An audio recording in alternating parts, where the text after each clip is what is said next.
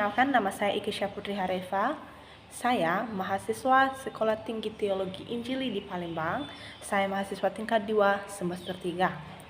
Nah, di sini saya akan menjelaskan tentang salah satu teori dari seorang Piaget, seorang psikologi Swiss. Di sini saya akan menjelaskan tentang teori kognitifnya Piaget tentang tahap perkembangan sensori motor. Jean Piaget adalah seorang psikologi Swiss menjelaskan bahwa perkembangan kognitif manusia terjadi melalui tahapan-tahapan tertentu. Dan tahap pertama disebut tahap sensori motor. Tahap ini berlangsung dari lahir hingga usia sekitar 2 tahun seorang anak.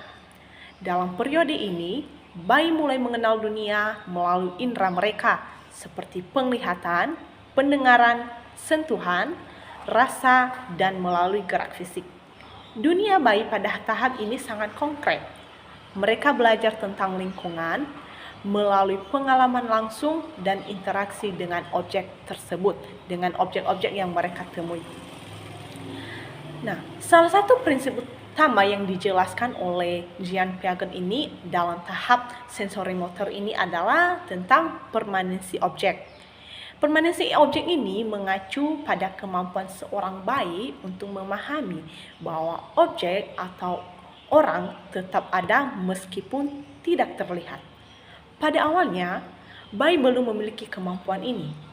Contohnya, jika Anda menyembunyikan mainan di balik selimut, bayi akan menganggap mainan itu benar-benar hilang.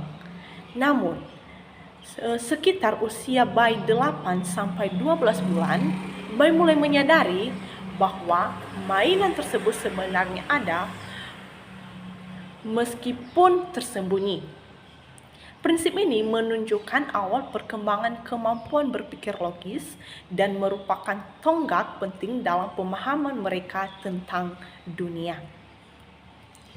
Namun, saya ingin menentang pandangan bahwa pemahaman permanensi objek ini tidak sepenuhnya tergantung pada pengalaman visual secara langsung. Misalnya, bagaimana dengan anak yang lahir dengan keterbatasan indera seperti bayi tunanetra? Dan apakah mereka juga mengembangkan pemahaman ini? Dan jika ya, bagaimana caranya? Menurut sebuah penelitian, bayi tunanetra tetap dapat mengembangkan konsep permanensi objek, tetapi mereka menggunakan indera lain seperti pendengaran atau sentuhan. Contoh yang mudah dipahami adalah bayi tunanetra yang mendengar suara mainan di dekatnya, kemudian mendengar suara itu bergeser dan disembunyikan. Dengan menjelajahi area di sekitar mereka menggunakan tangan, bayi tersebut dapat menemukan mainan itu dan belajar bahwa objek tetap ada meskipun tidak terlihat dan tidak langsung terdengar. Ini menunjukkan bahwa pemahaman permanensi objek tidak sepenuhnya tergantung pada pengalaman visual saja, melainkan pada kemampuan bayi untuk mengintegrasikan informasi dari berbagai sumber. Dengan kata lain, otak bayi sangat fleksibel dan dapat menemukan cara lain untuk memahami konsep ini meskipun cara yang umum seperti melihat mainan hilang dan muncul kembali tidak tersedia. Nah, selain itu, kita dapat menerapkan prinsip ini dalam situasi yang lebih luas. Misalnya, seorang ibu yang membesarkan bayi di lingkungan dengan banyak gangguan dapat menggunakan permainan seperti ciluk bak atau menyembunyikan mainan yang mengeluarkan suara untuk mengajarkan permanensi objek. Bayi bisa belajar bahwa meskipun mainan atau wajah ibu menghilang sejenak, mereka tetap ada.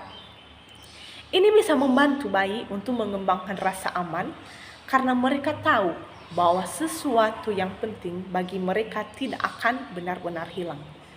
Namun di sisi lain, ada beberapa argumen yang menyatakan bahwa permanensi objek bukan sekedar tonggak perkembangan kognitif, tetapi juga hasil dari kebutuhan emosional.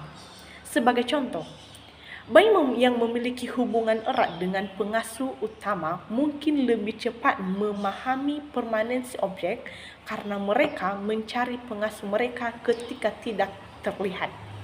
Sebaliknya, bayi dengan pengalaman keterikatan yang kurang kuat mungkin mengalami keterlambatan dalam memahami konsep ini.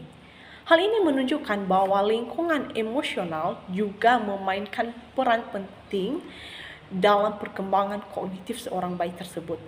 Jadi, meskipun teori Piaget tentang permanensi objek relevan dan banyak terbukti, penting untuk memahami bahwa perkembangannya tidak selalu terjadi dengan cara yang sama untuk semua bayi.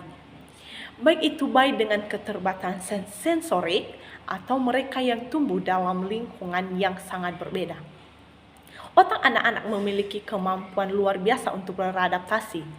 Contoh ini menunjukkan bahwa meskipun teori Piaget adalah dasar yang kuat untuk memahami perkembangan kognitif, penerapannya harus disesuaikan dengan situasi dan kebutuhan individu seorang anak. Demikian penjelasan tentang teori Jeangan Piaget tentang tahap perkembangan sensori motor. Ini sekian dan terima kasih.